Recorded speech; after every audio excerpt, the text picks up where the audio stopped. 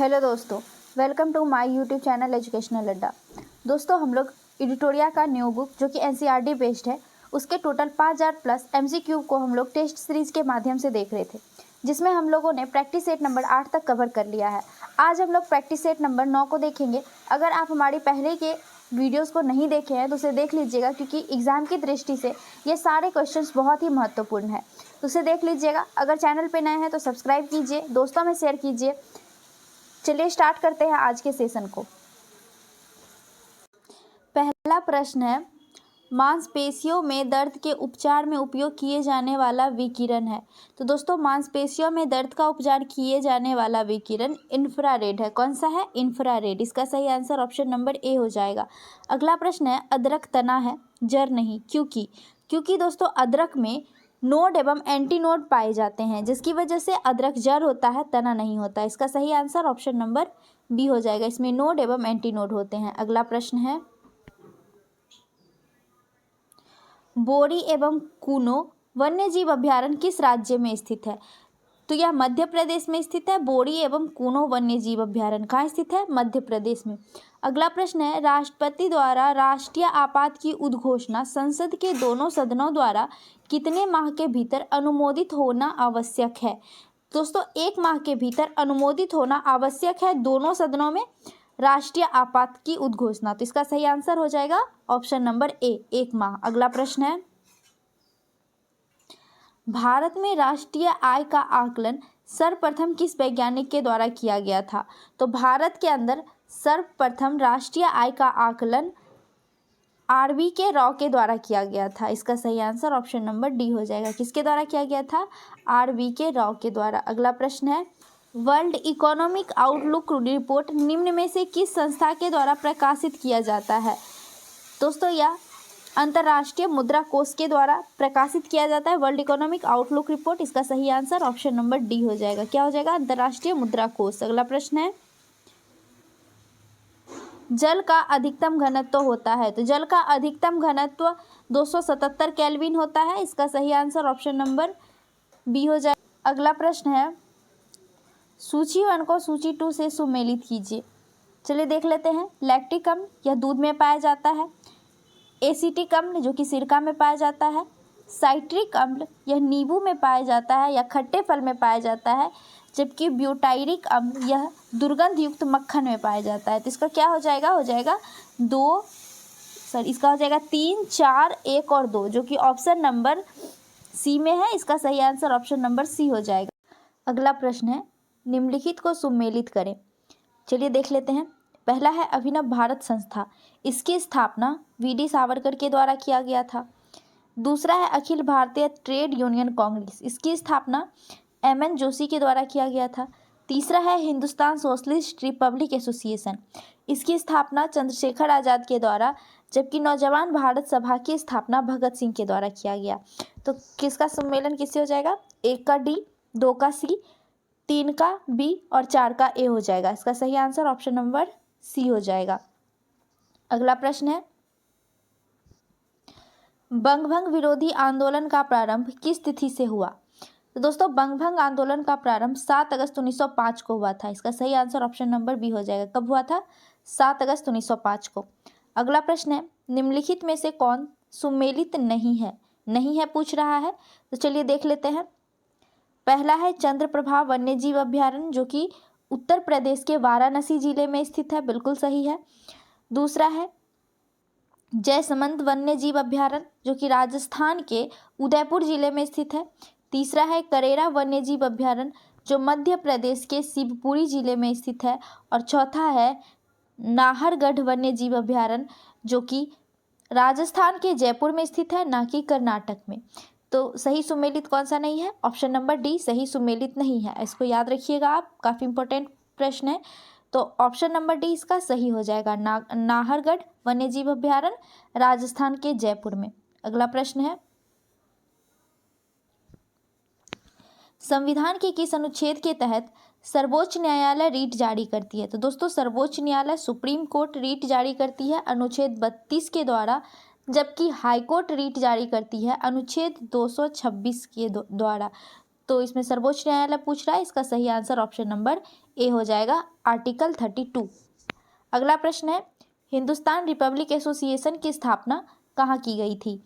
तो Hindustan Republic association की स्थापना चंद्रशेखर आज़ाद के द्वारा कानपुर में 1924 ईस्वी में किया गया था। कब किया गया था? 1924 ईस्वी में। इसका सही आंसर ऑप्शन नंबर सी हो जाएगा, कानपुर। अगला प्रश्न है, कोहरा के समय हम लोग किसके कारण देख नहीं पाते हैं? तो दोस्तों, कोहरा के समय प्रकीर्णन की वजह से हम लोग देख नहीं पाते हैं। इसका सही आंसर ऑप्शन नंबर डी हो जाएगा, प्रकीर्णन। अगला प्रश्न है, निम्न में से कौन सा एक नाइट्रोजन स्थिरीकरण करने वाला जीव नहीं है? पूछ रहा है कौन सा जीव नहीं है, तो चलिए देख लेते हैं। पहला है नोस्टॉक, जो कि नाइट्रोजन का स्थिरीकरण करता है। दूसरा है एनोबिया और तीसरा एजेटोबैक्टर, ये दोनों नाइट्रोजन स्थिरीकरण करता है, जबकि माइकोराइजा यह नाइट्रोजन स्थिरीकरण करने वाला जीव नहीं है। तो इसका सही आंसर हो जाएगा ऑप्शन नंबर डी, माइकोराइजा। अगला प्रश्न है, निम्नलिखित में से कौन सुमेलित नहीं है? इसमें भी पूछ रहा है, तो चलिए देखते हैं। पहला है जजिया कर की समाप्ति अकबर के टाइम में 1564 ईस्वी में किया गया था, जो कि बिल्कुल सही सुमेलित है। दूसरा है मजहर की घोषणा, यह भी 1579 ईस्वी में स्थापित किया गया था, यह भी सही है। तीसरा है इलाही संबत की शुरुआत। इलाही संबत की शुरुआत दोस्तों 1583 ईस्वी में किया गया था अकबर के द्वारा, ना कि 1582 ईस्वी में। तो ये सुमेलित नहीं है। इसका सही आंसर ऑप्शन नंबर सी हो जाएगा, इलाही संबत की शुरुआत 1583 ईस्वी में की गई थी, जबकि फतेहपुर सीकरी की स्थापना 1571 ईस्वी में की गई थी, जो सही सुमेलित है। अगला प्रश्न है,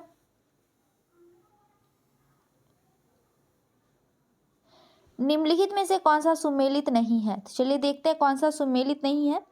पहला है कृष्ण प्रथम, इसने एलोरा के कैलाश मंदिर का निर्माण करवाया था, जो कि बिल्कुल सही है। दूसरा है नरसिंह वर्मन प्रथम, जिसने रथ मंदिर, जिसे कोणार्क का सूर्य मंदिर भी कहते हैं, इसकी स्थापना करवाया गया था, जो कि बिल्कुल सही सुमेलित है। तीसरा है राज प्रथम, इसने वृद्धेश्वर मंदिर की स्थापना करवाई थी, ये भी सही है। और चौथा है नरसिंह वर्मन प्रथम, कांची का कैलाश मंदिर, ये गलत है। कांची का कैलाश मंदिर नरसिंह वर्मन द्वितीय के द्वारा किया गया था, ना कि नरसिंह वर्मन प्रथम के द्वारा। तो इसका सही आंसर ऑप्शन नंबर डी हो जाएगा। अगला प्रश्न है, यदि किसी निश्चित समय अवधि में मूल्य और मौद्रिक आय दोगुनी हो जाती है तो वास्तविक आय होगा? दोस्तों, वास्तविक आय अपरिवर्तित होगा। इसका सही आंसर ऑप्शन नंबर सी हो जाएगा। अगला प्रश्न है, जिला न्यायाधीशों की नियुक्ति कौन करता है?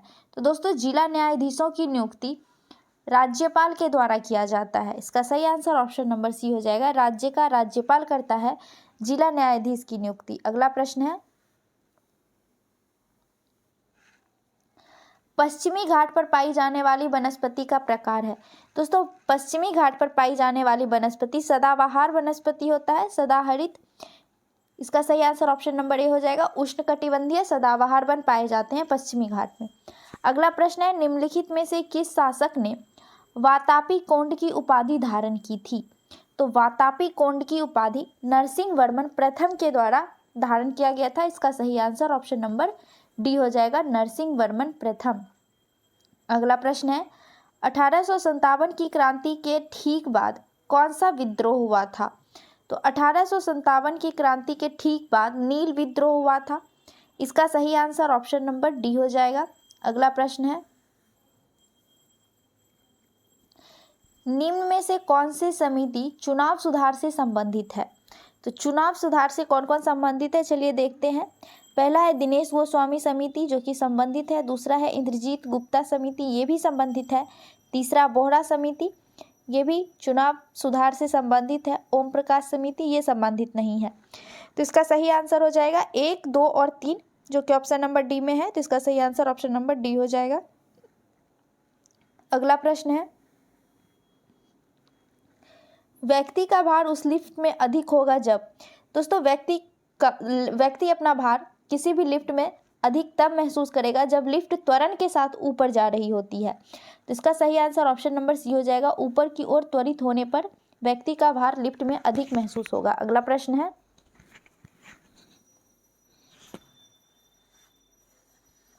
निम्नलिखित में से कौन सुमेलित नहीं है? तो चलिए देखते हैं, एक तरफ वंश है, दूसरी तरफ संस्था है, संस्थापक है, तो देखते हैं कौन सा सही हो जाएगा।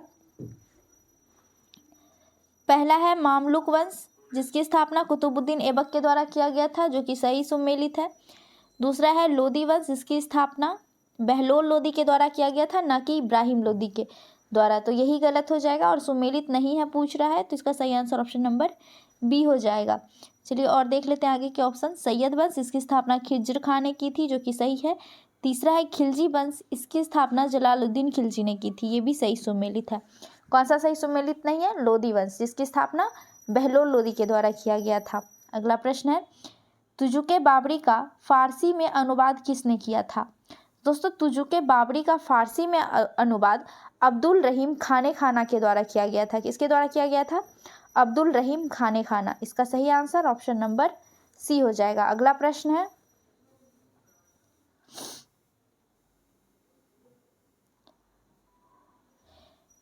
निम्न में कौन क्षोभ मंडल के संबंध में सही नहीं है? तो चलिए देखते हैं। पहला है इसमें ऊंचाई बढ़ने के साथ तापमान कम होता है, जो कि सही है। दूसरा है क्षोभ मंडल की ऊंचाई ग्रीष्म काल यानी गर्मी के टाइम में बढ़ जाती है, ये भी सही है। तीसरा है क्षोभ मंडल में मौसम संबंधित कोई घटना नहीं घटती, ये गलत है दोस्तों। क्षोभ मंडल में ही मौसमी घटनाएं होती है। क्षोभ मंडल के ऊपर की सीमा को ट्रोपोपाज कहते हैं, जो कि सही है। तो इसमें कौन सा सही नहीं है? ऑप्शन नंबर सी, इसमें क्षोभ मंडल में मौसमी घटनाएं होती हैं, तो इसका सही आंसर ऑप्शन नंबर सी हो जाएगा। अगला प्रश्न है संवेग का मात्रक है। दोस्तों संवेग का मात्रक किलोमीटर पर सेकेंड है, तो इसका सही आंसर ऑप्शन नंबर ए हो जाएगा। अगला प्रश्न है 42वें संविधान संशोधन अधिनियम 1976 द्वारा भारतीय संविधान की प्रस्तावना में किन नए शब्दों को जोड़ा गया था? तो 42वें संविधान संशोधन के द्वारा प्रस्तावना में समाजवादी, पंथ निरपेक्ष और अखंडता को जोड़ा गया था। इसका सही आंसर ऑप्शन नंबर सी हो जाएगा, 1, 2 और 3। अगला प्रश्न है भगत सिंह एवं बटुकेश दत्त ने केंद्रीय विधानसभा में किसके विरोध में बम फेंका? किसके विरोध में फेंका गया था? तो आपको बता दें ट्रेड डिस्प्यूट बिल और पब्लिक सेफ्टी बिल के विरोध में भगत सिंह और बटुकेश दत्त ने केंद्रीय विधानसभा में बम फेंके थे, तो इसका सही आंसर हो जाएगा ए और बी दोनों, ऑप्शन नंबर डी इसका सही आंसर होगा। अगला प्रश्न है जॉस्कर श्रेणी किस हिमालय में स्थित है? तो दोस्तों जॉस्कर श्रेणी ट्रांस हिमालय में स्थित है। कहाँ स्थित है? ट्रांस हिमालय में। इसका सही आंसर ऑप्शन नंबर बी हो जाएगा। अगला प्रश्न है दहसाला बंदोबस्त निम्न में से किसके दिमाग की उपज थी? तो दोस्तों दहसाला बंदोबस्त टोडरमल के दिमाग की उपज थी, यानी टोडरमल ने दहसाला बंदोबस्त की स्थापना की। इसका सही आंसर ऑप्शन नंबर बी हो जाएगा। अगला प्रश्न है दाचीग्राम राष्ट्रीय उद्यान निम्नलिखित में किस वन्य जीव के लिए प्रसिद्ध है? दोस्तों दाचीग्राम राष्ट्रीय उद्यान जो कि जम्मू कश्मीर में स्थित है, यह हांगुल हिरन के लिए प्रसिद्ध है। इसका सही आंसर ऑप्शन नंबर बी हो जाएगा, हांगुल। अगला प्रश्न है सभी प्रकार की सरकारी आय तथा व्यय निम्नलिखित में से किसमें जाते हैं? तो दोस्तों सभी प्रकार का सरकारी आय और व्यय भारतीय समेकित निधि में जाते हैं। किसमें जाते हैं? भारतीय समेकित निधि में। इसका सही आंसर ऑप्शन नंबर डी हो जाएगा। अगला प्रश्न है रक्त के वर्गीकरण का सिद्धांत किसने दिया था? तो रक्त के वर्गीकरण का सिद्धांत लैंडस्टीनर के द्वारा दिया गया था। इसका सही आंसर ऑप्शन नंबर सी हो जाएगा। अगला प्रश्न है किसी प्रिज्म से गुजरने पर कौन से रंग की प्रकाश किरणें सबसे अधिक अपरिवर्तित होगी? तो सबसे अधिक अपरिवर्तित बैंगनी रंग होगी। इसका सही आंसर ऑप्शन नंबर डी हो जाएगा। अगला प्रश्न है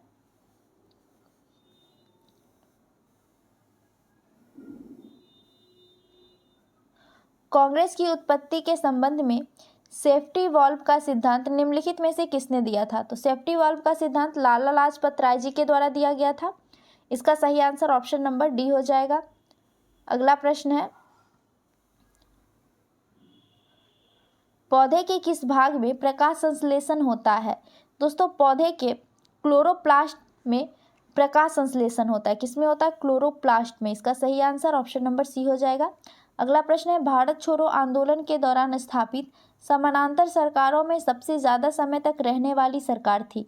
तो भारत छोड़ो आंदोलन के दौरान समानांतर सरकार में सबसे ज़्यादा समय तक सतारा रहा था। इसका सही आंसर ऑप्शन नंबर सी हो जाएगा, सतारा की सरकार रही थी। अगला प्रश्न है, प्रजापति उत्तर वैदिक काल में किसके प्रमुख देवता थे? तो दोस्तों प्रजापति सृजन के देवता थे।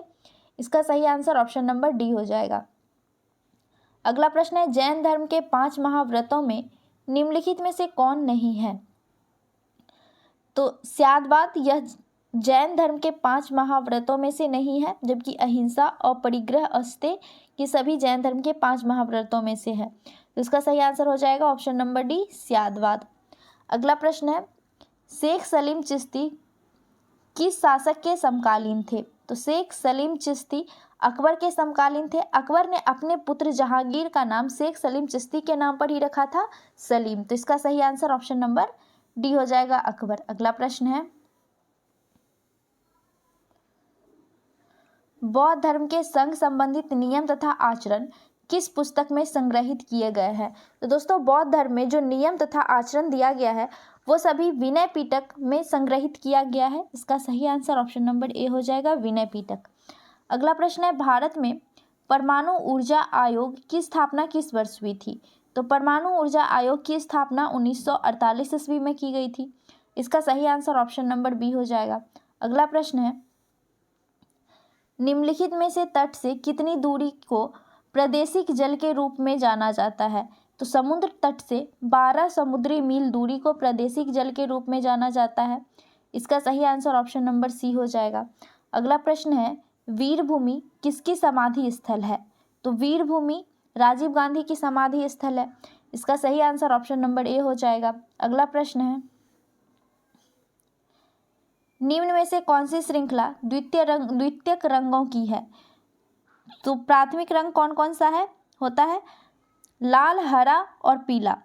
इसमें पीला है, इसमें लाल और इसमें हरा, तो ये तो होगा नहीं। जबकि पीकॉक पीला, नीला और मैजेंडा ये द्वितीयक रंग है। तो इसका सही आंसर ऑप्शन नंबर बी हो जाएगा। अगला प्रश्न है,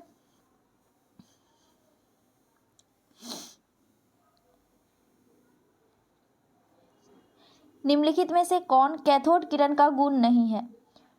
दोस्तों कौन सा इसमें कैथोड किरण का गुण नहीं है, देख लेते हैं। कैथोड किरण अदृश्य किरण होती है, जो कि सही है। यह फोटोग्राफिक प्लेट को प्रभावित करती है, ये भी सही है। इसकी वेधन क्षमता उच्च होती है, ये गलत है। इसकी वेधन क्षमता उच्च नहीं होती है, तो इसमें कौन सा गुण नहीं है पूछ रहा है। इसका सही आंसर ऑप्शन नंबर सी हो जाएगा। इसका वेग प्रकाश के वेग से 1/10 गुना होता है, ये भी सही है। अगला प्रश्न है, राष्ट्रीय आपात की उद्घोषणा राष्ट्रपति कर सकता है। कब कर सकता है राष्ट्रीय आपात की उद्घोषणा राष्ट्रपति? तो दोस्तों मंत्रिमंडल के लिखित सलाह पर राष्ट्रपति राष्ट्रीय आपात की उद्घोषणा करता है। तो इसका सही आंसर ऑप्शन नंबर डी हो जाएगा। अगला प्रश्न है,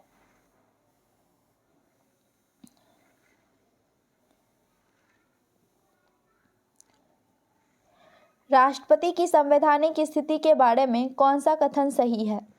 चलिए देखते हैं। पहला है, राष्ट्रपति राष्ट्र का प्रतिनिधित्व करता है किंतु राष्ट्र का शासन नहीं करता है, जो कि बिल्कुल सही है। सही कथन पूछ रहा था, तो ये तो सही हो जाएगा। दूसरा देखते हैं, वह राष्ट्र का प्रतिनिधित्व करता है, शासन भी करता है। शासन नहीं करता है, गलत हो जाएगा। वह राष्ट्र का प्रतिनिधित्व नहीं करता है, ये भी गलत हो जाएगा। वह ना ही राष्ट्र का प्रतिनिधित्व करता है, ना ही शासन करता है, ये भी गलत हो जाएगा। तो ऑप्शन नंबर ए सही हो जाएगा। तो दोस्तों हमारा आज का सेशन यहीं तक था। वीडियो कैसी लगी कमेंट में ज़रूर बताइएगा। अगर चैनल पे नए हैं तो सब्सक्राइब कीजिए, दोस्तों में शेयर कीजिए। मिलते हैं नेक्स्ट सेट के साथ नेक्स्ट सेशन में। जय हिंद।